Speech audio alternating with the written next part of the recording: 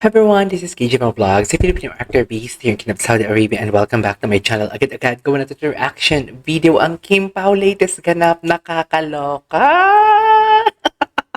Nakakaloka for today's video. Hindi ko kaya. Hindi ko kaya for today's video. As in, so wala man date kahapon kasi may work. Ngayon naman binawi sa concert pa.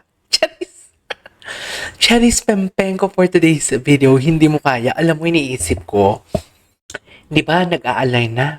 If connect mo yung dots, connecting the dots, confirm talaga na may relationship sila. Charis. Kaya hindi natin narinig sa bibig nila, confirm talaga. If you will gonna connect the dots, right after the linlang, What's Wrong with Secretary Kim, lumabas sila, nag-workout sila together kahit walang project, sinusunduin na hatid sa airport, hindi sinusunduin natin pagtapos ng workout. Ano pa? Couple shoes. Ano pa? Ang dami eh. Ang dami. Kumbaga sa red flag, hindi mo siya dapat pwedeng ipasantabi. Tama ba yung term ko? Hindi mo siya pwedeng iset aside lang na parang baka nagkataon lang. Hindi eh. If you will connect the dots, tapos ngayon talaga, nag-attend pa sila ng concert despite sa busy nilang schedule. Yung totoo, kaya pala nagmamadali for today's video. Yung totoo, hindi ko kaya to Pao. Hindi ko kaya to Kim. Nanggigigil ako sa inyo. Jeez.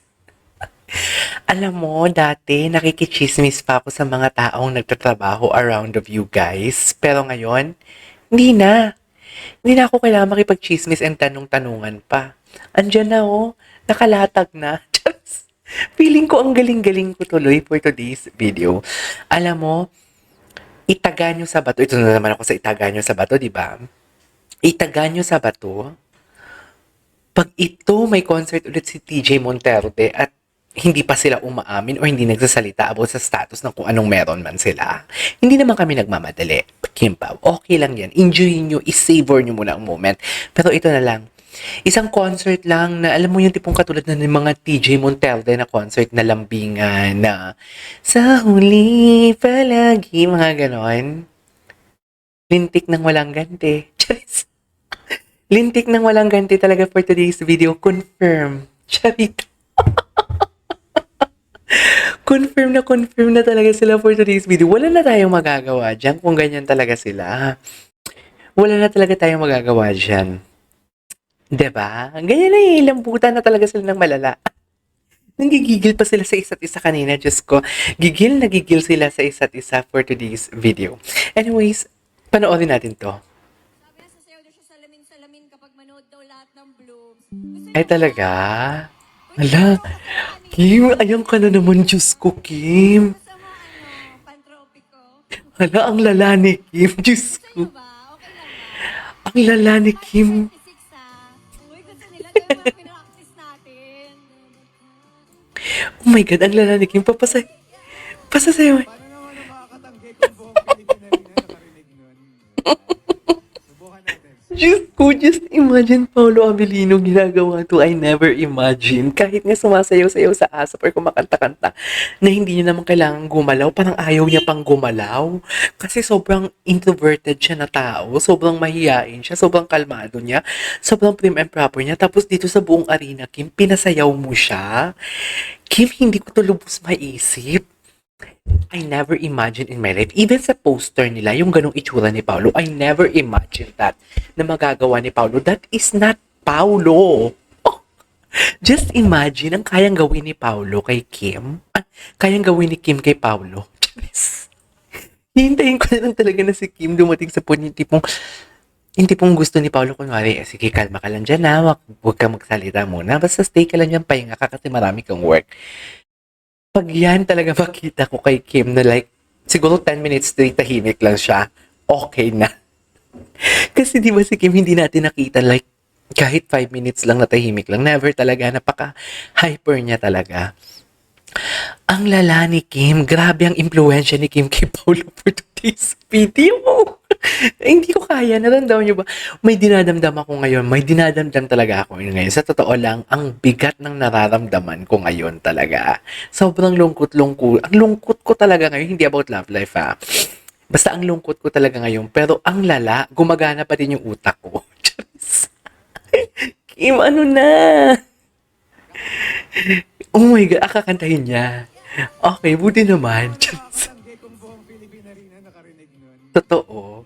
I couldn't agree more. Kakatayin ko. Salamin, salamin. Oh, game. Sabay-sabay tayo ha. Oh. Patingin ako, patingin ako, patingin ako. Isayaw mo naman. At ang malala pa nito, nasa harap, nakaharap pa talaga si Kim kay Paolo na parang alam mo yung pinuprovoke ni Kim si Paolo. Pinuprovoke niya talaga.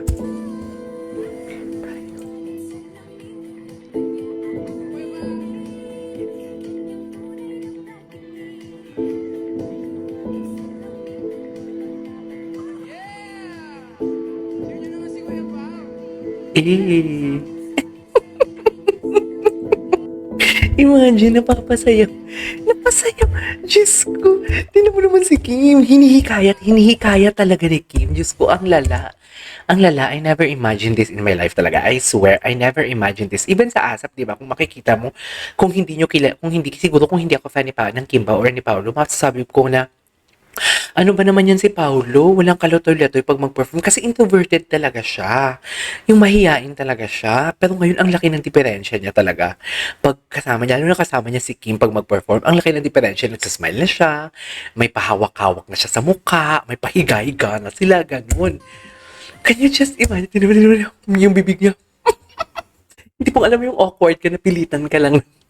Napilitan ka lang, pasayawin ka at sasayaw ka din. Oh, hindi mo kaya. Ano na ba? Si Kim kasi yung itsura ni Kim, pinuprovoke niya si Paolo. Pinuprovoke niya talaga si Paolo. Hala ka. Pinuprovoke niya talaga si Paolo. You can, as in, parang, alam mo yung parang, gawin ko to, basta gawin ko to, bahala ka kung susunod ka o hindi kasi for sure kung gagawin ko to sa utak ni Kim, susunod ka talaga for today's video. Pinuprovoke niya talaga. Yes. Ikaw naman ba, hindi niya kaya talaga. Introverted kasi siya, pero to think na, sige, sino man yung magkakahindi kasi narinig na ng buong, Philippine Arena. Nakakaloka. Nakakaloka. Si Kuya Pao. Ano yun sa TV? Kakaloka si Kim. Nakakaloka si Kim. Ang cutie naman. Dancer pa, singer pa. Wow. Anyways, what's next? Wait lang. Wait lang. Ito yun eh. Kim Chu and Kuya Paolo Abilino. Oh my God. Ang daming kimpaw. Ang daming kimpaw. Pao ba dito? Ay, ang daming kimpaw nga. Ang daming kimpaw for today's video.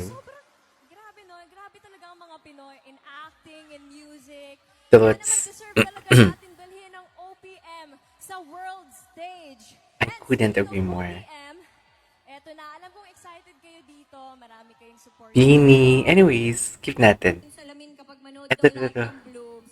Gusto Ito sa mo ibang, ba? ibang point of view. Tinuro ko sa'yo kanina. Ay, wag to, wag to. Ay, ito, hindi ko to napanood kanina. Ay, dati umikot-ikot sila, hindi na wala namang pahawak sa likod. Tapos ngayon may mga pahawak na talaga sa likod. Yung totoo, jeez. Yung totoo, ganyan ba talaga dapat, ma'am? Nanggigigil ako. Nanggigigil ako for today's video. Ganyan ba talaga dapat, ma'am? Yung totoo. Sige na. Ano na? Kaya pa ba? Ako hindi ko na kaya talaga. Hindi ko na talaga siya kinakaya for today's video. Yun, totoo lang talaga tayo. Ay, OA. Grabe naman. Uy. Gwapo ni Paolo, no? Ayan, pinuprovoke niya talaga. Lambit-lambutan na naman si Paolo. Tinan mo naman, ayan. Oo. Ay, sus, Parang baby talaga siya ni Kim, no? Di naman parang baby. Parang mag-baby talaga silang dalawa. Baby talaga. Baby talaga sila, oh. Di ba? Anyways, there you go guys. That is more for today's video. Over Kim Pa compilation. This is KJ Vlogs and see you on my next vlog. Bye! Ang lala nito. Wait lang, tapusin na natin. Shoot, isayaw mo, Paolo. Isayaw mo yan, Pao. Ang gwapo ni Paolo naman. Humihingi na naman siya ng ano kay Kim. Humihingi siya kay Kim ng ano, ng kung ano-anong chika niya doon. Anyways, there you go guys. Bye!